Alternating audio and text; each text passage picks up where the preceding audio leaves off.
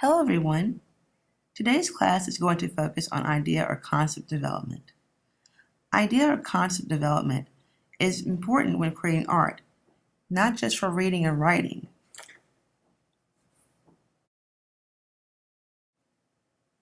For example, if you're in your English class, you may have to write a poem, a narrative, or informative piece based on a STEM your teacher gives you. But you don't know what you want to say or what exactly you want to talk about based on the ideas she is giving you. So this is when you would also use a graphic organizer or a concept map, which is what we'll do today. So for the purpose of this concept map, I'm going to show you two different ways to do this. The first we'll use concept board from Google Drive, and the other I will do a straight live video using a sketchbook and marker. Now, in order for us to go to Google Drive, come to the top right corner.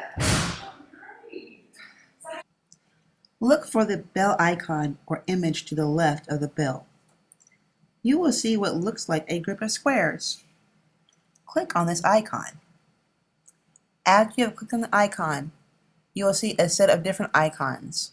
One that says Google Drive, Google+, Gmail. So after we clicked on the little squares, you should look down toward the bottom and you will see what looks like a different colored triangle. It will say Drive underneath it. Let's click on that icon at this time.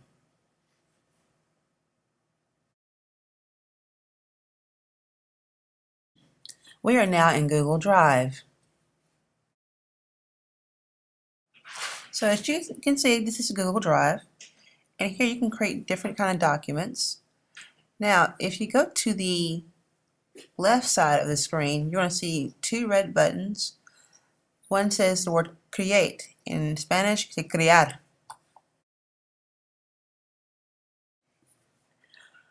Alright, so now you click on the create, and then you're going to see in another window different icons pop up. Someone may say the word docs. Hold on, here it comes. After you have clicked the create button, you will see different icons pop up. One that's being docs, spreadsheet, another one presentation. But if you look to the right, you'll see a blue icon that says concept board. Not all of the Google programs will have this concept board. It will have to be downloaded to your Google Drive. Go ahead and click on concept board at this time.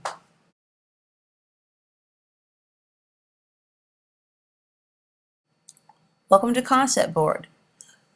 Together we're going to work on making our very first concept board. At the top right, you'll notice it says new board. You may click on that word at this time.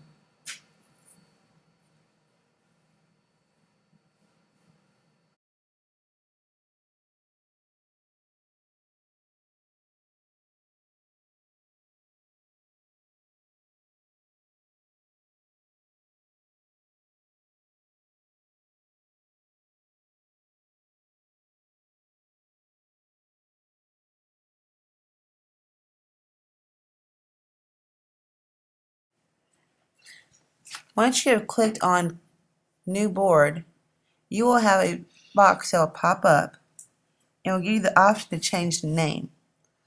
So because this is my very first concept board, I'm going to put in my name, Heather.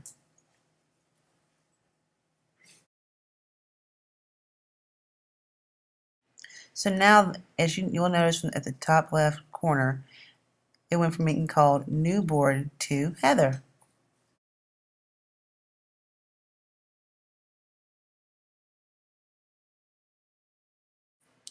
As you notice, this is part of our mask assignment that we were working on, and the essential question is about identity. And so since we are using my example here of a concept map, we're going to start in the centerpiece or our central ellipsis with Heather. An ellipsis is basically a circle. So try to do at least 3 to 5. So I have here 4 circles so far, you'll notice. So I have here 5 total circles. Now I wanted to go ahead and put in certain labels how I identify myself, or what are some ways I can describe who I am as a person. So I'm going to go to here to the text box. I'm going to click on the text box and I'm going to form one here in one of these circles. One of the ways I've chosen to identify myself is as a teacher. Say I'm a school teacher. This is something I do and it's part of my life.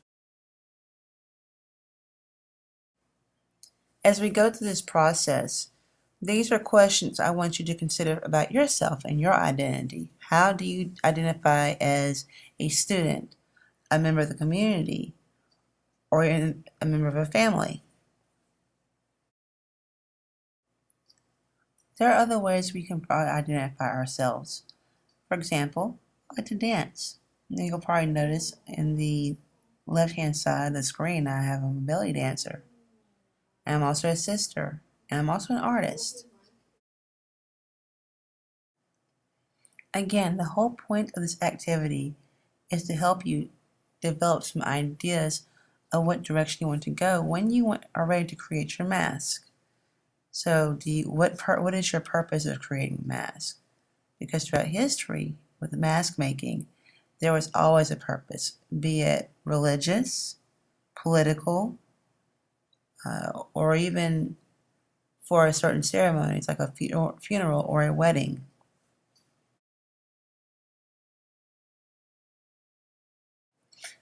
In the top center, you have a font screen. You're given a certain amount of letter styles that you can change over if you don't like what you see. If you look at the bottom left-hand corner, you'll see a little box. This is going to allow you to see a smaller scale of what you're creating on the bigger screen.